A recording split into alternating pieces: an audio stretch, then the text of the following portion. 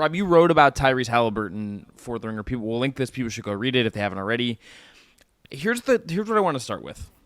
Okay. Tyrese Haliburton gave you this quote that I found, I think, exemplifies, what makes him an amazing player. Quote, I play a style of basketball that people want to play. He, to me, is at the forefront. He maybe not number one, but at the forefront, among the forefront of these creators, these young guards that are shaping the league right now in a lot of ways. What do you, when you talk to him, when you watched him, when you decided you wanted to write this, what most pops about the way he has decided he wants to play basketball, particularly since he's gotten Indiana and been the forefront of that organization? Yeah, I think the key thing is the way, I think a lot of point guards are unselfish. I think some of them are pretty selfish too. I think you could play that position in a variety of different ways. I think you can play it in ways where you score a lot, but your teammates love you for that because you're playing it in a very pure way. You're doing the best in terms of the way that you understand the game and how to approach it, how you walk through the world. They see an authenticity in that. I think other Pacers players and other players from USA Basketball, I'm sure, would feel this way too after Tyrese played there this summer. They see an authenticity in the way he wants to get other guys involved, and specifically like the kick ahead pass stuff that I talk about in the article, in terms of a point guard who not only wants to play fast and wants to run, but wants to give up the ball as quickly as humanly possible before he does it. And it's just so counter. It runs so counter to, I think, a lot of the way point guards instinctively believe that basketball should be played or believe that they can have the greatest impact on it. And so the fact that he is wired to do specifically that and wants to do specifically that, I think is incredibly endearing to the people he plays with, because it empowers them to do stuff. Like, they get to be creative. They get to flex in ways that even if you play with a great playmaker, a Luka Doncic, a prime James Harden, Russell Westbrook winning an MVP, those guys just are on a completely different speed and style and philosophy. And I think what Tyrese does and what makes him so special is that ability to tap into what it is that makes you special. And he can bring that out really effectively. So you were able to get details on what I think a lot of basketball fans might notice turning on a lot of teams. I mean, Chris mentioned it's sort of a little bit of a generation at this point, if you want to include LaMelo Ball or, whoever these big guard playmakers are that are dominating the NBA right now. But what you got detail on is how you build structure into free flowing. And I liked the term pace after that you got from Rick Carlisle, which I think is just sort of helping me understand how do you actually turn what makes these types of players great, and what I think maybe Haliburton might be the best out of all of them, into an actual winning basketball philosophy, and not just this fun thing all these young guys are doing. So whether it's Right. a key thing in the story to draw attention to or something maybe that didn't make it or whatever, what did you feel like you came away knowing about that process that you didn't before? It's a great question. I think a lot of teams go through this. A lot of young players, like you mentioned LaMelo, he is case in point, right? The tension between order and chaos, from freedom and control, is really where a lot of the NBA sits. And the more talented a player is, the harder those decisions become, because the idea of micromanaging someone who sees the game like Tyrese Haliburton does is ridiculous, right? Like, he's going to see things in the moment and be able to actualize plays that you could never draw up. And I think that's really the beauty of what, the line Indiana is trying to walk, and the line that all these coaches walk. I'm sympathetic to their circumstances, because I can imagine when LaMelo pulls up for a 32-footer or throws a pass into the second row, there's a part of you as a coach that wants to rein that in. And if you do, I think you lose some of what makes those guys so unique and so powerful. And so to do it like the Pacers have, which is to say, as you mentioned, the pace after kind of offense, I think is a very elegant balancing of those priorities. You're not taking away the transition play. In fact, you're prioritizing it, you're practicing it, you're emphasizing it. But when you do get into the half court, you're flowing into concepts. You're flowing into it's not necessarily drawn up sets every time down the floor. I think Rick Carlisle said ideally or optimally he's calling maybe 5 plays a game. Wow. Give or take some sideline out of bounds stuff, after timeout kind of stuff. He does not want that level of control anymore. And that in itself is a level of growth as a coach. Carlisle came up being adored, revered, even among players for the stuff he would draw up. And so to be able to take that backseat as a coach, it's like, this is what I do well, but it's not where basketball is anymore. I think it requires certainly a level of self-awareness, but also like a humbling of yourself before the team. And that's kind of what across the Pacers you can see right now. And it's easy to do that right now when the vibes are great, the team is rising.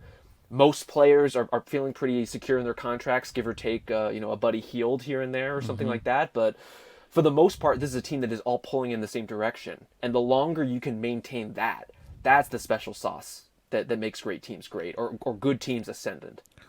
The Carlisle Haliburton partnership too is really interesting to me because it's not a new thing with Carlisle that he can be, I don't know the right word exactly, but let's say difficult to work with for certain point guards. He has guys he likes and guys he doesn't like. He's very black and white in that regard.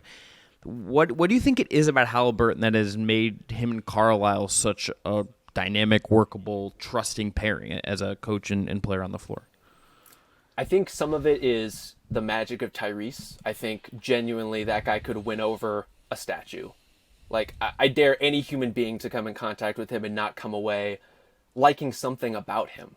And so I think part of that, as grumpy as Rick Carlisle could ever be, it can thaw a guy like that. But yeah, you're right that Carlisle has he's always picked favorites, for sure. You can see it in his, it's not a mystery. Go back through his rotation, see who he does and does not play. You can tell pretty quickly who is a Rick Carlisle guy and who is not. So between like that personality that Haliburton has, the style of play and how much it fits kind of where Rick is now, like philosophically speaking, and how he sees the game, those things blend together so easily. And to have a player who's not only those two things, but massively, massively talented, like that's a winning combination, I think, for a lot of coach-player relationships. This year so far, I think we've seen, it doesn't necessarily show up in the stats. I was digging back through as I was getting ready to ask this, and maybe you can't quite tell it in terms of where his shots are coming from or even how much he's getting to the line or some of those indicators, Rob. But I think it feels to me that he is broadening what he can do as when he's in pure score mode, late in games, late in the clock, when the team needs a bucket. It's not just in space, pull up threes, that type of thing. It is a little bit, more inside the arc, a little bit more around the basket, a little bit less predictable. So that excites me because it means you can do more around him. And of course it was expected. He's still only about to be 24 years old. But what would you do to build around a guy like that? What do you feel like they're going to do to build a guy like that, around a guy like that? You emphasize kind of Toppin and Walker quite a bit in your piece. And, if they hit, that's great. But, Buddy Hield, Miles Turner, those guys might not be on the title-winning version of the Indiana Pacers. So what do you see kind of down the line for the roster? Yeah, I think, Haliburton is clearly key there.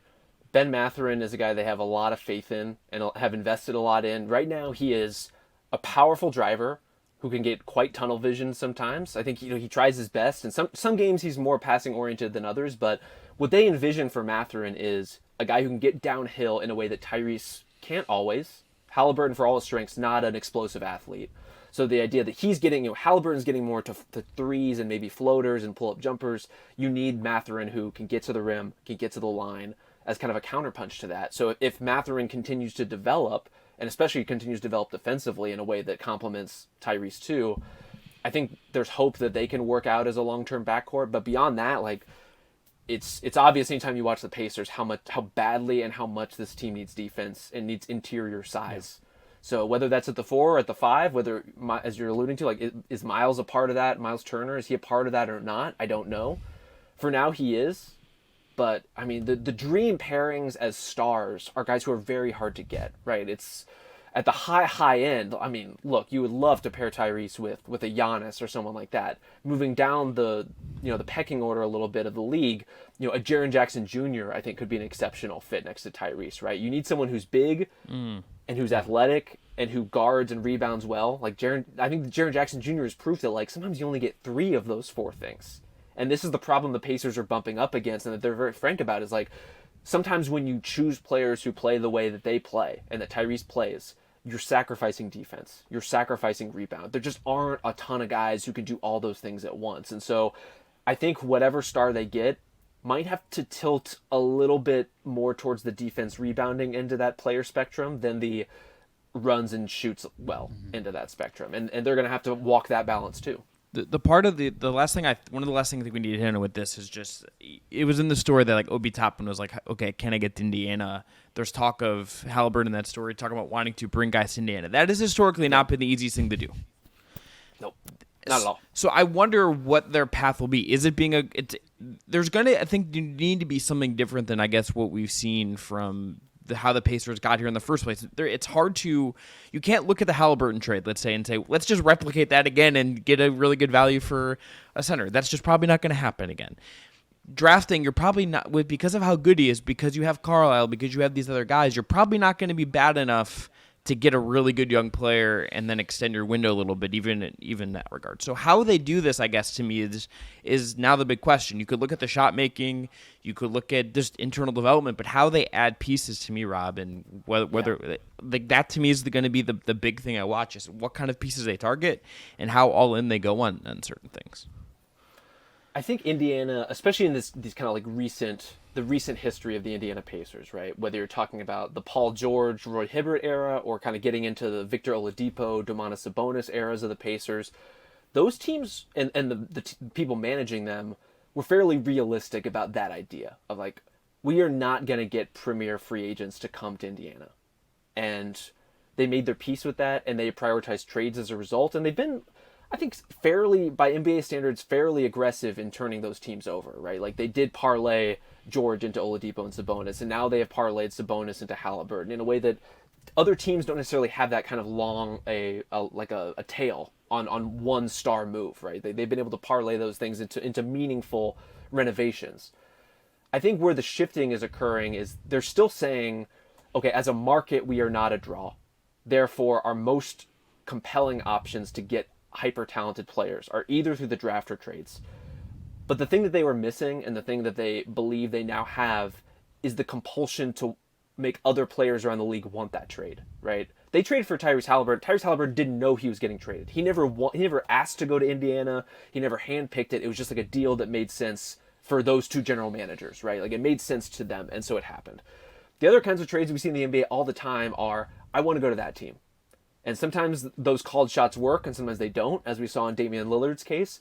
But I think when you have that impetus of getting more players on the market who would want to come play with you, that's what they're hoping that they have. And that's, we may have to wait a year or two to see if that's the case, but between the resources they have to make those trades and the cap space that they're going to have available, I wonder if we might see it sooner than later, to be honest.